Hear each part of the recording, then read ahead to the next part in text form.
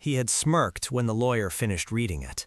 "We can have separate bedrooms," he'd said lazily, eyes glinting with arrogance. "But you'll end up in mine eventually." She'd wanted to slap him. 3 weeks later, she woke up tangled in his arms, his warmth pressed against her back, his breathing slow and steady as sleep claimed him. And the most terrifying part? She couldn't remember why she'd ever fought it. Ava Sterling had attended more board meetings in her 28 years than most executives twice her age, but none had ever made her stomach twist like this. The Sterling Tower boardroom rose before her in glass and steel, floor-to-ceiling windows framing the New York skyline bathed in late-afternoon gold. Her heels struck Italian marble with sharp authority as she strode forward, emerald eyes fierce, black power suit cut to perfection. She hadn't dressed to impress, she dressed for war. Then she saw him. Julian Cross stood with his back to the room, hands tucked casually into his pockets, silhouetted against the windows like a dark monarch surveying territory he already owned. The air shifted the moment Ava's eyes landed on him, charged, electric, dangerous. 5 years. 5 years since she'd last shared a room with him. 5 years since he'd destroyed her reputation at a charity gala with a single sentence, his voice slicing through the crowd as he called her a spoiled little girl playing businesswoman. 5 years since she'd felt rage like this. Or maybe it wasn't rage at all. Julian turned slowly, as if he'd sensed her presence, and their eyes locked across the long mahogany table. The room fell silent. At 32, he was devastatingly refined. Dark hair swept back, ice-blue eyes sharp enough to strip armor from bone. Power clung to him effortlessly like cologne. And Ava hated that her pulse spiked. "Miss Sterling," Julian said smoothly, lips curving in a smile that wasn't quite kind. "How gracious of you to finally join us." "I was under the impression this meeting was mandatory," Ava replied coolly, taking the chair opposite him. "Had I known you'd be here, I might have reconsidered." "Charming as ever," he murmured. "I reserve my charm for people who deserve it." The tension thickened. At the head of the table, her father, Richard Sterling, looked older than she'd ever seen him. His suit hung loose, his face drawn and pale. Unease settled in her chest. Across from him sat Victor Cross, Julian's father, cold and calculating as always. Richard cleared his throat. "Thank you all for coming on such short notice. Circumstances have forced our hand." Ava stiffened. "What are you talking about?" "The last report showed stability," she said sharply. "The last report you were allowed to see," Victor interjected calmly. "Reality is far worse." The word that followed dropped like a guillotine. Bankruptcy. Ava's world tilted. Impossible! Sterling Industries wasn't just a company, it was her mother's legacy. Eleanor Sterling had built it from nothing before cancer stole her when Ava was 17. Ava had poured her soul into keeping that promise alive. "There has to be another way," Ava said, forcing steadiness into her voice. "Loans, investors, strategic cuts." "We've exhausted every option," Richard said quietly, "except one." That's when Ava noticed the lawyers, the documents, the way no one would meet her eyes. Except Julian. "A merger," Victor announced. "Together, our companies survive. Separately, we collapse within 3 months." "Fine," Ava said tightly. "We'll negotiate terms." "There's one condition," her father said. Her blood went cold. "The board needs assurance this merger won't dissolve once stability returns," Richard continued. "They need a guarantee." Julian rose from his seat, circling the table slowly, predator smooth. "They want something binding," he said softly. "A marriage." Ava laughed, sharp, disbelieving. "You want me to marry him?" She turned on Julian. "The man who humiliated me in front of half of New York?" He stopped inches from her, his cologne, cedar, and darkness filling her lungs. "Trust me, princess," he murmured low that only she could hear. "This isn't my dream either." Then even quieter, "Though we both know you've imagined me far more than you admit." Her breath hitched. "Tell them this is insane," she snapped. Julian's gaze dropped to the faint tremble in her hands. "Tell me why you're shaking." "Enough," Richard said, exhausted. "Ava, I wouldn't ask if there were any other choice." The room closed in. "You have 48 hours," Victor said calmly, "or both companies fall." The meeting dissolved in silence. When everyone was gone, Richard took Ava's hand, his skin frighteningly cold. "I'm sick," he whispered. "The doctors don't know how bad yet." Her chest shattered. "This merger isn't just about the company, it's about protecting you when I'm gone." Tears burned her eyes. "If you're Julian's wife," Richard continued softly, "he'll protect you, ruthlessly." Ava knew then she had no choice. She fled to the elevator, breath ragged. The doors slid shut, then stopped. A hand forced them open. Julian stepped inside and hit the emergency button. The elevator lurched to a halt. "We need to talk," he said. "There's nothing to say." He moved closer, caging her against the wall. "I know you hate me, but ask yourself why your heart's racing right now." His fingers closed around her wrist, thumb brushing the frantic pulse beneath her skin. "You've wanted me since you were 19, he murmured, "and I've wanted you just as long." Her world tilted. "And that," he said darkly, "is exactly why this marriage is going to ruin us both." The elevator jolted back to life, and nothing would ever be the same again. 2 days passed in a blur of sleepless nights, frantic phone calls, and collapsing hope. Ava Sterling tried everything. She called old investors, pulled favors she'd sworn never to use, ran numbers until her vision blurred and her hands cramped. Every road ended the same way: marriage or ruin. The contract signing was scheduled for exactly 2 p.m. at Harrison & Cole, one of the most prestigious law firms in Manhattan. Ava arrived dressed in black, Dior, diamonds, in quiet fury, 10 minutes early. Julian Cross was late, 20 minutes late. When he finally walked in, Ava's jaw clenched so hard it hurt. His tie was loosened, his hair slightly mussed, and there, bright and unmistakable, was a smear of red lipstick on his white collar. The realization slammed into her chest like ice water. He'd been with another woman right before signing their marriage contract. "Nice of you to join us," Ava said coolly. "I hope we're not interrupting anything important." Julian's smile was sharp, dangerous. Nothing that couldn't wait. His eyes skimmed over her black dress slowly. "Mourning already, princess? We haven't even said our vows." "I'm mourning my dignity." The lawyers cleared their throats nervously. The senior partner, Elliot Harrison, slid 2 identical folders across the table. "Prenuptial agreement and marriage contract. I'll review the key clauses." Ava skimmed the dense legal text until one line made her freeze. "Wait," she interrupted. "This says we have to live together." "That's correct," Harrison said. "For a minimum of 1 year, you'll share the Cross-Tower penthouse as your marital residence." "And sleeping arrangements?" Ava snapped. "The contract doesn't specify separate bedrooms," Harrison admitted. "That would undermine the appearance of a legitimate marriage." "We are having separate bedrooms," Ava said flatly, staring Julian down. Julian leaned back, utterly relaxed.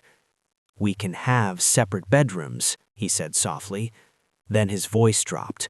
"But you'll end up in mine, eventually." "You're delusional." "Then look me in the eye," he said, leaning forward, "and tell me you don't want me." She opened her mouth. The lie stuck in her throat. Harrison coughed nervously. "Public appearances will also be required. Social events, galas, maintaining the image of a devoted couple." "How long does this farce last?" Ava asked. 1 year minimum, the lawyer replied. "After that, divorce is permitted." 1 year. 365 days with Julian Cross. Ava signed. Her signature was sharp, furious. Julian signed slowly. When he leaned in to add his name to the final page, his lips brushed her ear. "1 year in my bed, Mrs. Cross. Try not to enjoy it too much." Heat flared low in her body, furious and traitorous. "City Hall," Ava snapped, standing. "Tomorrow." She made it to the hallway before Julian caught her, his hand gripping her arm. "Let go of me." "Not until you stop running." "I'm not running, I'm escaping you." His grip gentled, thumbs stroking the inside of her arm. "You're afraid of what will happen if we're alone." "Nothing will happen." "Keep telling yourself that." He pulled her closer, close enough that she could feel how badly he wanted her. "Sooner or later," he whispered, "you'll stop fighting this." Then he released her and walked away. The drive to the penthouse was torture. They sat on opposite sides of the car, silence thick. "I will never forgive you for the gala," Ava said suddenly. "For the Ivastina gala. I was 19. I thought you saw me." Julian didn't look at her. "I know," he said quietly. "I don't expect forgiveness." The penthouse took up the entire top floor, glass, steel, cold luxury. Julian vanished into the master suite. Ava unpacked with brutal precision. Sleep never came. At 2 a.m., she gave up. She slipped into a champagne-colored silk nightgown and stepped onto the terrace. Julian stood there shirtless, whiskey in hand, staring at the city like it was a battlefield. "You should go back inside," he said without turning.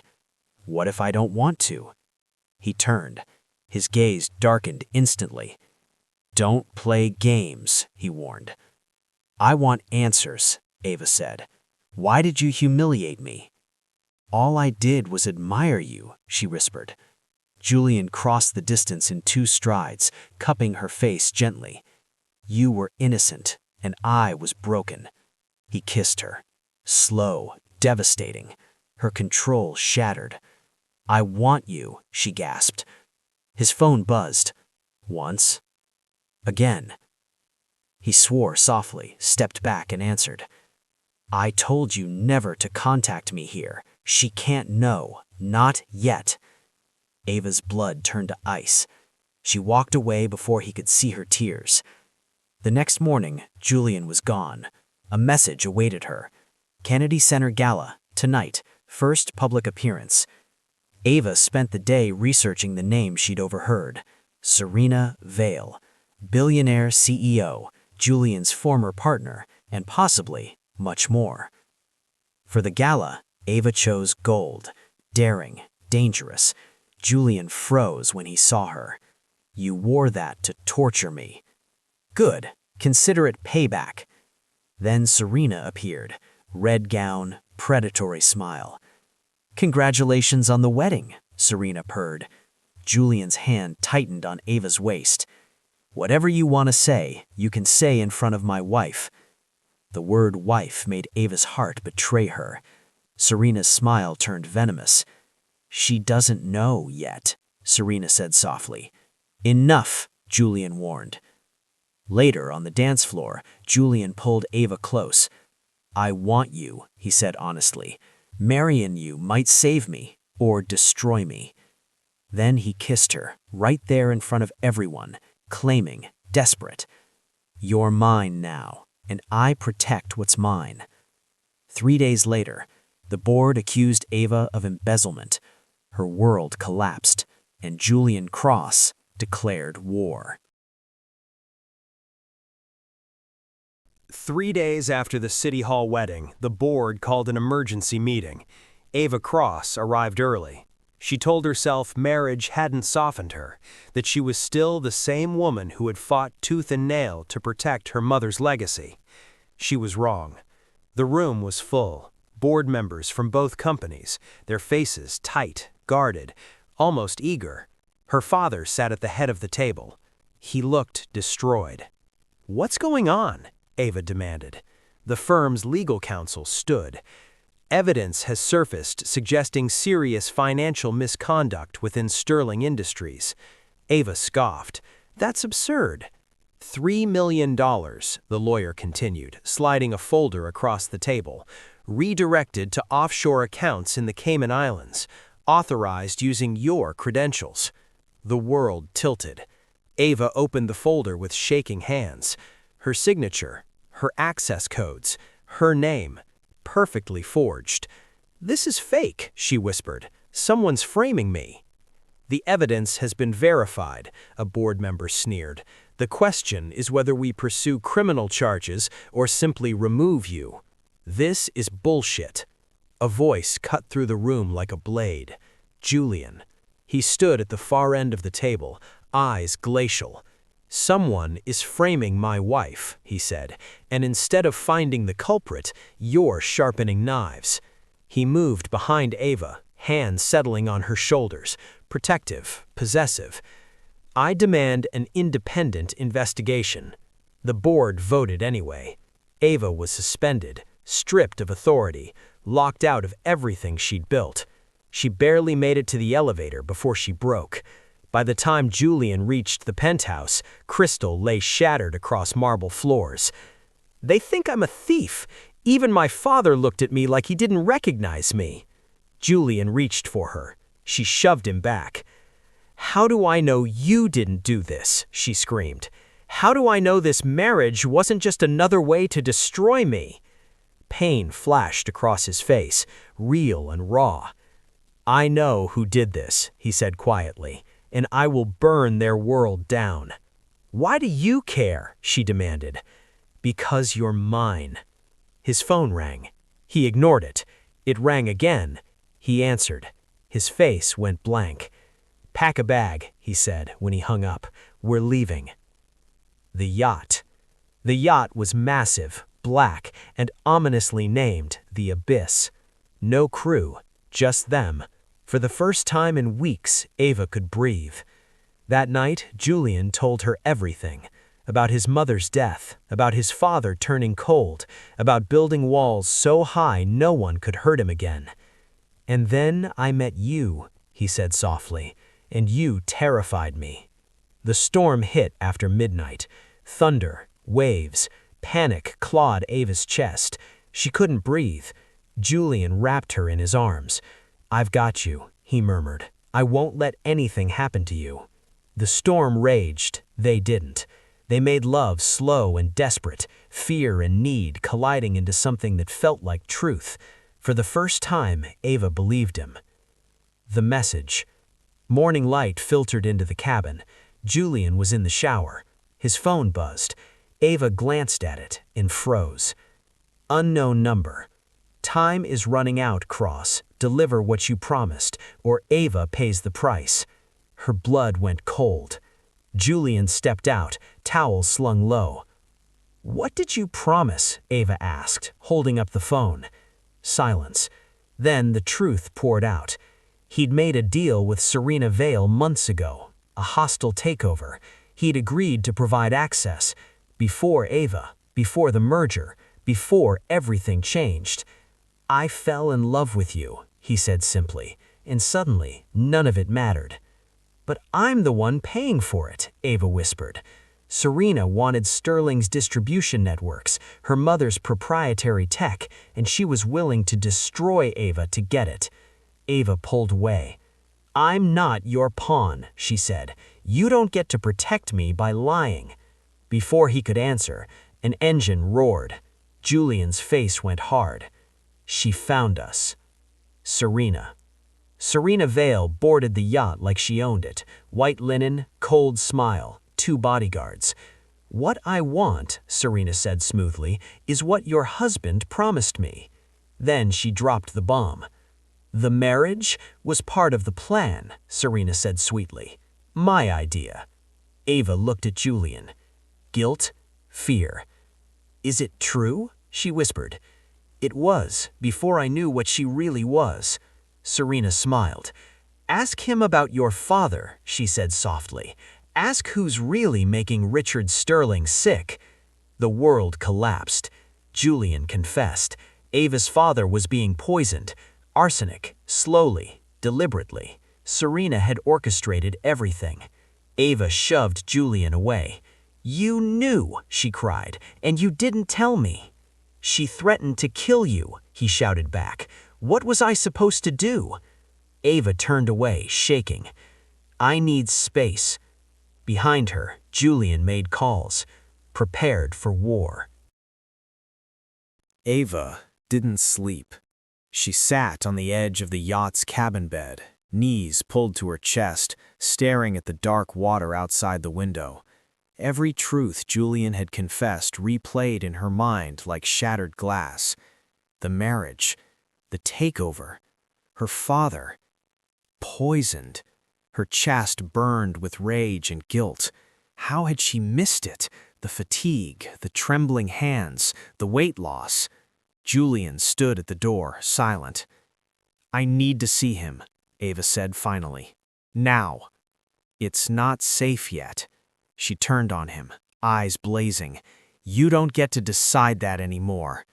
For a long moment, he said nothing. Then he nodded. The hospital. Richard Sterling lay pale beneath white sheets, machines humming softly around him. Ava's legs nearly gave out when she saw him. "Dad," she whispered, gripping his hand. His eyes fluttered open. "My brave girl," he murmured weakly. Tears streamed down her face. Julian stood back, jaw clenched, watching the hallway. The toxicology report arrived an hour later. Arsenic. Confirmed. Slow dosage. Controlled exposure. Someone with access. Someone trusted. Ava's hands shook. "Serena," she whispered. Julian shook his head. "She orchestrated it, but she didn't administer it." "Then who?" Julian's voice dropped. "Victor Cross." The truth landed like a gunshot. "My father," Julian said hollowly. "He's been funneling money, altering accounts, and using Serena as the public face." Ava felt sick. "So the board, the embezzlement? All him." Julian pulled out his phone. "It ends today." The shareholders' meeting. Sterling Tower was packed. Media, investors, board members. The headline was already circulating. Ava Cross to be removed permanently. Ava entered on Julian's arm. Heads turned, whispers exploded. She wore white. Not innocence, defiance. Victor Cross stood at the podium, calm, confident. "We regret to inform you that evidence of fraud—" Julian cut him off. "Play the video." The room froze. Screens lit up. Audio crackled. Victor's voice filled the hall. "Increase the dosage, slowly. If Richard dies too quickly, it raises questions." Gasps rippled. Serena appeared on screen next, furious, cornered. "You said this would end with the merger." "It will," Victor replied coldly. "Once Ava is destroyed." Chaos erupted. Victor lunged for the control panel. Security tackled him. Serena tried to flee. Julian blocked her path. "You lose," he said quietly. She laughed, wild-eyed. "You think this ends me. You married her for power. Don't pretend this was love." Julian didn't hesitate. "I loved her when she hated me, and I love her now." Ava's breath caught. Police swarmed in. Handcuffs snapped shut. Victor Cross was dragged away screaming. Serena's smile finally broke. Aftermath. Charges were filed. Assets frozen. Ava was cleared, publicly and permanently. Her father stabilized. The poison stopped. 2 weeks later, the city exhaled. So did Ava. The truth between them. That night, Ava packed a bag. Julian watched from the doorway. "I can't stay," she said quietly. "Not yet." He nodded. "You don't owe me forgiveness." She stepped closer. "But this marriage, it's real now," she whispered. He cupped her face gently. "Stay married, just don't stay trapped." She kissed him, soft, aching. "I need time." "I'll wait." She walked away. Julian didn't stop her. 6 months passed. Ava Cross no longer lived in the penthouse. She moved into a sunlit townhouse near the river. Quiet, independent, hers. She rebuilt Sterling Industries piece by piece, refusing bailouts, refusing shortcuts, refusing protection. For the first time in her life, she wasn't someone's daughter or someone's wife. She was simply Ava. The media tried to link her every success to Julian Cross. She shut it down publicly. "This company survives because of its people," she told reporters, "not my marriage." Julian kept his distance. No late-night calls, no surprise visits, no manipulation disguised as longing. He kept his promise. The letter. On a rainy Thursday, Ava received a letter, handwritten. "I will finalize the divorce if you want it. No pressure, no games. You gave me something I never had. Truce. I won't cage you to keep it. Julian." Her hands trembled. That night, Ava dreamed of the elevator, of the kiss on the terrace, of the way he held her during the storm. She woke up knowing the answer. The gala. One last time. The Eleanor Sterling Foundation Gala glittered brighter than ever. Ava arrived alone. Julian arrived alone. When they saw each other across the ballroom, the noise faded. He approached slowly. "You look powerful," he said. She smiled. "You look different." "I am." They danced. No possessiveness, no pressure. Just two people who'd survived each other. "I didn't save you," Julian said quietly. "You saved yourself." Ava met his gaze. "And you let me." The choice. Ava invited him to the townhouse, not the penthouse, not the cage. Her space. He didn't touch her until she reached for him. This time, she chose him. Not obligation, not sacrifice, not fear. Love. "I don't need protection," she said. "I don't want control," he replied. They stayed married, but rewrote everything. Separate homes, shared honesty, equal power. Epilogue. 1 year later. Sterling Industries reached record growth. Julian stepped down from Cross Holdings board. They built something quieter, stronger. Ava visited her mother's grave, Julian beside her, not in front, not behind, with her. "I didn't save you," Ava whispered to the wind. "I saved myself." Julian squeezed her hand. "And this time,